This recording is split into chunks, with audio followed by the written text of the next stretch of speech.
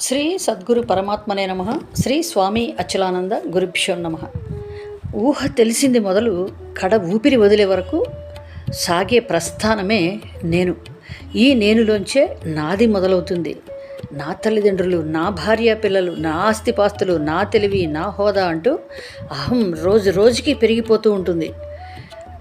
కామ క్రోధాలు, పంతాలు, పట్టింపులు, పగలు, ప్రతీకారాలు, ఇదేనా జీవితం?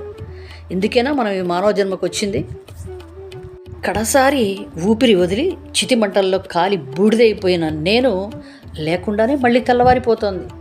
ఆగుతోందే. అందుకే ఈ నేను అంటే ఏంటో తెలుసుకోవాలి. ఈ నేను నేను అనుకునే ఈ శరీర మనస్సులు నేను కాదు. ఈ రెంటికి సాక్షిగా ఉన్న ఆత్మస్వరూపాన్ని నేను అని సద్గురువుని ఆశ్రయించి ఆ ఆత్మతత్వాన్ని తెలుసుకోవాలి. సత్ చిత్ ఆనందమే నేను అని తెలుసుకోవాలి.